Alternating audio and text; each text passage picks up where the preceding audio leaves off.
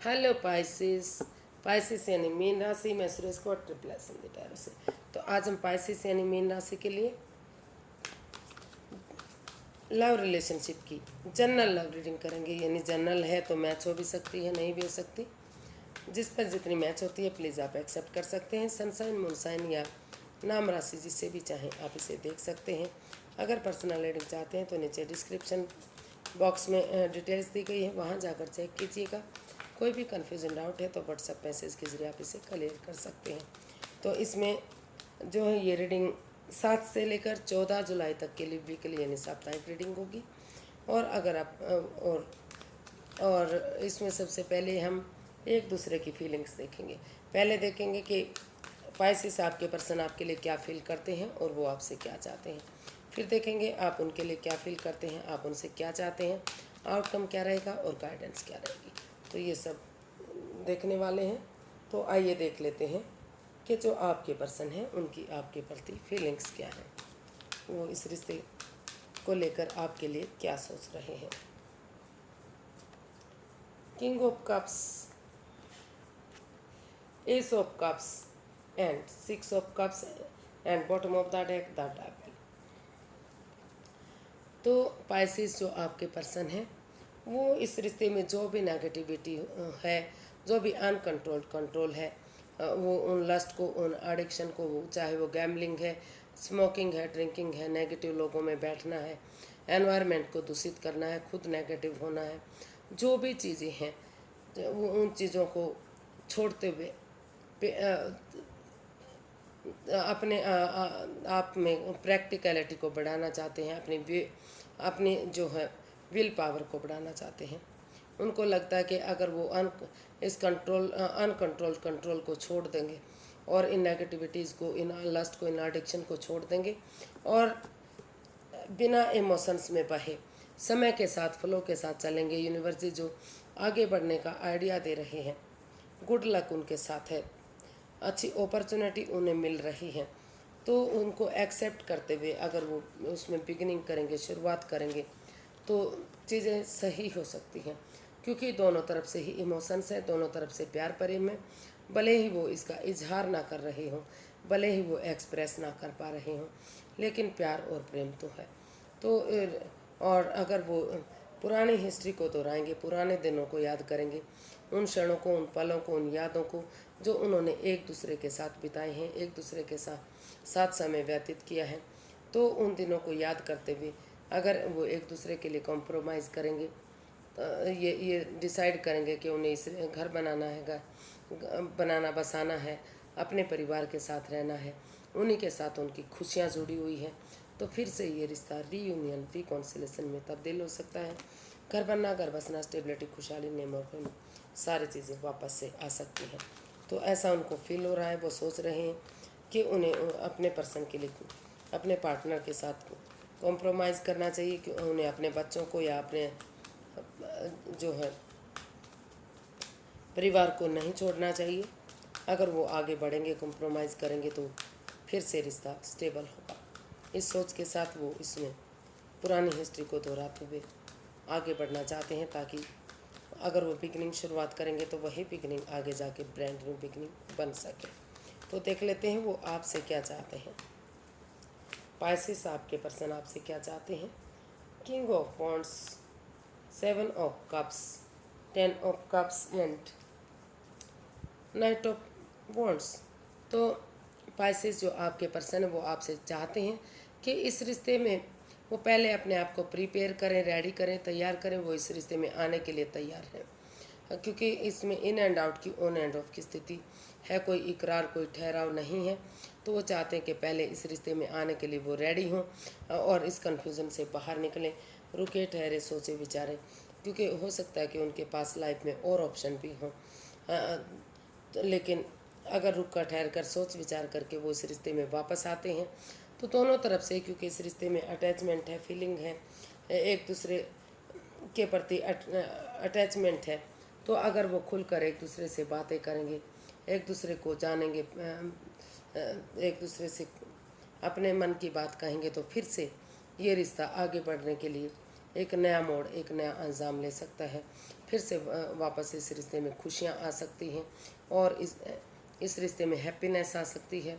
एक अच्छा खेलता कूदता परिवार बन सकता है, अबंडेंस आ सकता है, घर बनना, घर बसना, स्टेबिलिटी, खुशहाली, नेम और फेम, सारी चीज़ें आ सकती हैं। और वो चाहते हैं कि वो इस कन्फ्यूज़न से, इस परेशानी से बाहर निकलें और इस रिश्ते में अटैचमेंट को, फीलिंग्स को देखें कि दोनों के प्रति, एक दूसरे के प्रति कितनी फीलिंग्स हैं। तो ये रिश्ता हैप्पीनेस होगा, खुशियाँ आएंगी और फिर से बहुत जल्दी उनके घर आंगन में, अगर वो शादीशुदा हैं तो बच्चे की किलकारियाँ भी बहुत जल्दी गूंज सकती हैं। तो देख लेते हैं पाइसेस, आप अपने पर्सन के लिए क्या फील करते हैं, आपकी फीलिंग्स क्या हैं अपने पर्सन के लिए। 2 of pentacles, 3 of swords and 9 of pentacles, 4 of pentacles, bottom of the deck. तो पाइसेस, आप अपने अभी जगलिंग फेज में हैं। अभी आप डिसाइड ही नहीं कर पा रहे हैं कि आप क्या करें क्या ना करें, रिश्ते की तरफ जाएं या फिर सेल्फ डिपेंडेंट बने, अपने पैरों पर खड़े हों, अपनी जिम्मेदारियों को समझे, सिंगल रहें अभी। तो क्योंकि इसमें उनका दिल टूटा हुआ है, हर्टेड हुए हैं, प्रॉब्लम में है वो इस रिश्ते को हील करना चाहते हैं। उनको लग रहा है कि उनके पार्टनर ने उन्हें बहुत दुख दिए हैं, बहुत तकलीफ़ हुई है उनकी वजह से। तो इससे अभी वो बाहर नहीं निकल पा रहे हैं। तो अब वो डिसाइड ही नहीं कर पा रहे हैं कि वो क्या करें, अभी इस रिश्ते में वापस जाएं या फिर अब अपनी जिम्मेदारियों को समझते हुए सेल्फ डिपेंडेंट बने। क्योंकि इस रिश्ते में ओवर थिंकिंग है, ओवर कंट्रोल, ओवर स्ट्रेस है। उन बातों को रिलीज़ नहीं किया जाता, समय के साथ, फ्लो के साथ नहीं बहने दिया जाता, जो इस रिश्ते में बाधाएं, रुकावटें, दिक्कतें दे रही हैं। इसलिए एक तरफा उनको लग रहा है कि उन्हें पहले सिंगल रहते हुए ही अपने name, fame, job, business, career, पैसा, मनी, प्रॉपर्टी, इन चीज़ों पर फोकस करना चाहिए ताकि रिश्ता बढ़ने में आसानी हो। दूसरी तरफ उनको लग रहा है कि उन्हें सोच विचार करके इस रिश्ते में जाना चाहिए, अपने समय के साथ, फ्लो के साथ बहना चाहिए, अपने ओवर कंट्रोल, ओवर स्ट्रेस से बाहर निकलना चाहिए। तो अभी कन्फ्यूज़न की स्टेट रहेगी, मुझे नहीं लगता कि अभी वो कुछ भी डिसाइड कर पा रहे हैं। तो देख लेते हैं पाइसेस, आप अपने पर्सन से क्या चाहते हैं।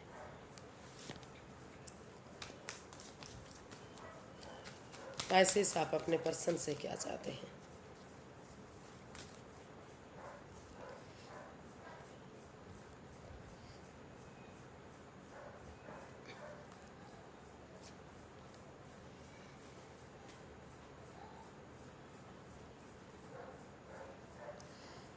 तो पाइसेस, आप इस रिश्ते को लेकर काफ़ी कन्फ्यूज़न में हैं। आपको बार बार एहसास हो रहा है कि कोई, मतलब कोई राज, कोई मिस्ट्री, कोई रहस्य, कोई छुपी हुई बात है जो आपसे आपके पार्टनर छिपा रहे हैं। वो आपके प्रति लॉयल नहीं है, ऑनेस्ट नहीं है, कुछ ना कुछ ऐसी कुछ तो है जो वो उनसे छिपा रहे हैं, जिसके कारण इस रिश्ते में पनौती, बाधाएं, दिक्कतें आ रही हैं। तो वो इस चीज़ को लेकर घबराए हुए हैं, डरे हुए हैं, अननोन फियर में हैं या फिर फोबिया में हैं। और वो अगर इस रिश्ते में आगे बढ़ना चाहें या इस रिश्ते को ख़त्म करना चाहें तो इसमें उन्हें परिवार और फैमिली का भी सपोर्ट नहीं मिल रहा है। तो इस रिश्ते को लेकर वो काफ़ी चिंता में हैं कि करें तो क्या करें, क्या ना करें। तो इसलिए अपनी तरफ से वो काफ़ी एंजाइटी और स्ट्रेस में हैं।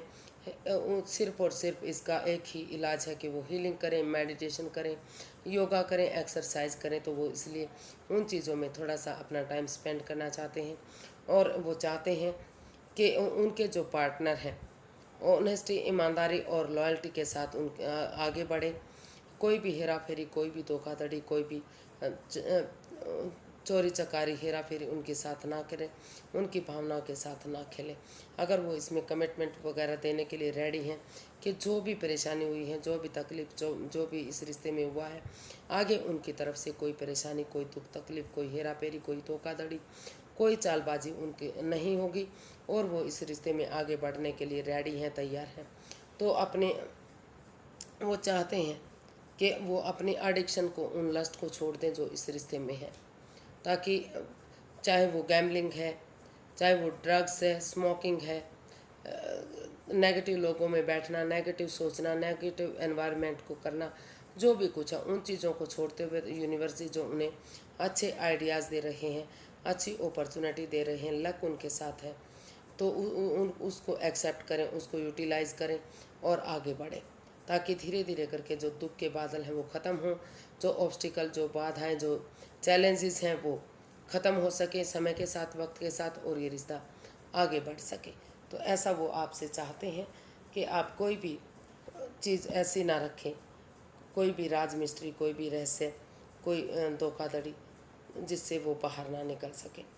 तो जो भी हुआ है अब तक, जो भी धोखा हुआ है, फ्रेब हुआ है, जो भी कुछ हुआ, उन चीज़ों को छोड़ते हुए अब वो कम से कम आगे लॉयल्टी, ऑनेस्टी और ईमानदारी के साथ, बिना किसी हेरा फेरी, बिना किसी धोखाधड़ी, बिना किसी चालबाजी के आगे बढ़े।